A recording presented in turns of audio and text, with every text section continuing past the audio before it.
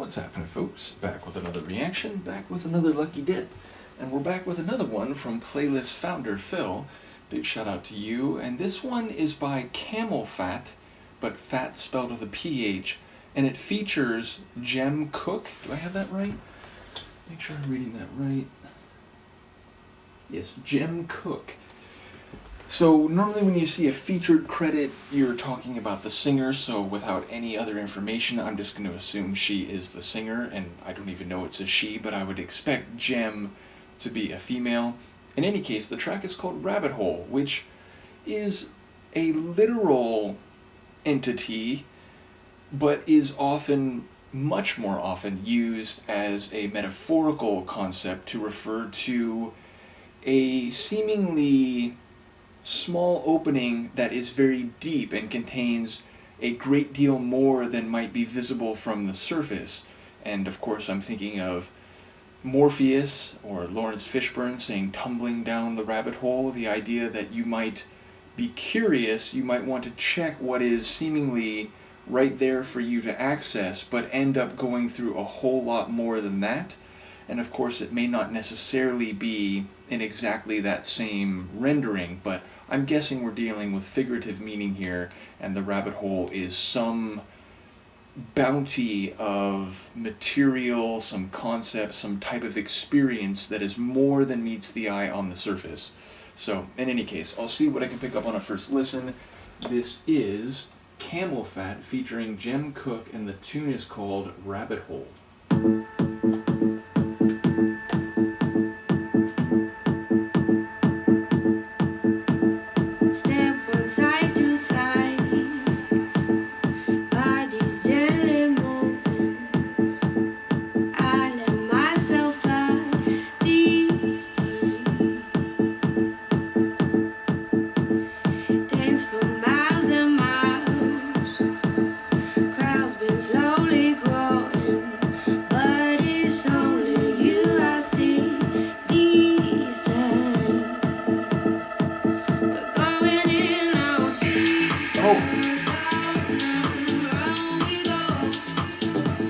Oh, that bass.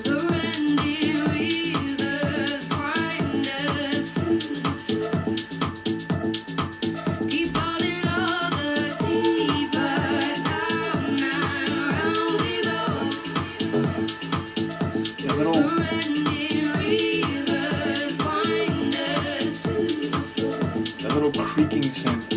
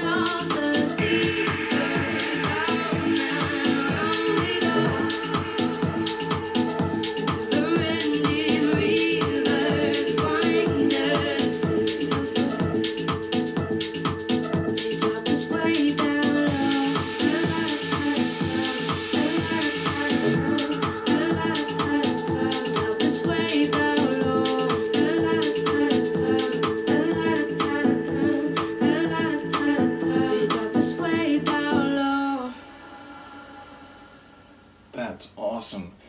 I love that. So, okay, it's definitely a dance floor type of tune, but it's also a bit like down tempo, laid back. It's not like a, fierce or in your face type of dance tune. The bass line I especially love. It's got a deep funkiness to it, almost sounded like a speed garage type of bass line. Then there was that little metallic riff, which was very simple for most of the first, like, two-thirds of the track, and then it began cycling and fleshed out and almost became like a proper trance melody and had that big build-up, dead pause, drop back in, and it went back into, again, more like a house or like speed garage type of configuration. But I love the way that element, just this little melodic but metallic type synth riff, turned into something more and sort of flourished, and then went back to being a smaller ingredient in the overall configuration. And I enjoy her vocal delivery. It had a soulfulness to it, but also, again, like this laid back casual type of delivery, and it just gave it like a the lights have been turned down type of feel. Lyrically, I didn't catch most of the lines because I was so focused on a lot of the sonics, but I did get the idea. Like, what was she saying? Like, going around to different places, the crowds are getting bigger, but at the same time, I'm just looking at you. And I think there was a line later about, like, it's just you and me. So it sounds like there's a larger environment or set of circumstances, but that the narrator is speaking to an audience of one and describing or characterizing her experience vis-a-vis that other person. It does sound also, if you're talking about going deeper and around, like you're probably talking overtly about a rabbit hole, though again, I would expect that to be metaphorical or representative of some process, whether you're talking about, music or even like performing music or experiencing it with an audience or with another person in particular. So yeah, like thematically, I don't quite know what's going on because I was so keyed in on the sonics. But I love that. Again, it's like, it's a pop tune in that it's got vocals and, it's a sung song rather than, a track with no proper vocals, maybe only a sample and so on.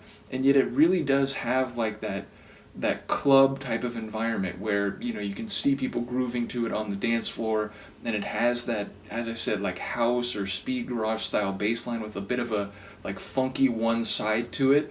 And then there were some other synths, like there was this like constant, if it was a string, I'd call it a tension string, but it was like this tension electronic, like static or buzz that was running through a lot of the track. There was some like ballistic style, like flashes or, sort of bright shiny flourishes that would sort of, go up and come back down. And as I said, I particularly enjoyed that little like metallic keyboard riff, which then like flourished and expanded and became something much more like a trance melody. That was probably my favorite element. So yes, just a really cool tune. I will say, like, it didn't feel all that long, like maybe 4 minutes. Not quite even, about 3.5. So yeah, a shorter tune, which, I only say that in regard to like a house track or a trance track where typically you're talking 6-7 minutes and so on. So like the dance floor raver brain in my head is thinking, that it could have been longer, but that's not really a criticism, because again, it's sort of like mixing dance stylings with like a pop song type of style. So yes, definitely enjoyed the vocals too. As I said, like there was a bit of soulfulness to her voice. It was very smooth and relaxed. I like the delivery, so definitely a cool one. I've been doing this specifically in the deep dives from Phil, whereas like in the case of Shafiq, like he puts the year, and then like Mikey, who's given me a lot of lucky dips, he'll give me some context, including typically like when the track comes from. But I'm going to say the 2000s, the aughties as they're sometimes called. I feel like it could go either way. It could be before that. I'm saying more likely if it is not the aughties, maybe it's more recent than that, but yeah, just on the surface of it and on my first impression, first listen, that's what I'm going to guess. Do let me know what you think. Shout out to Phil once again, and I will see you next time. Peace.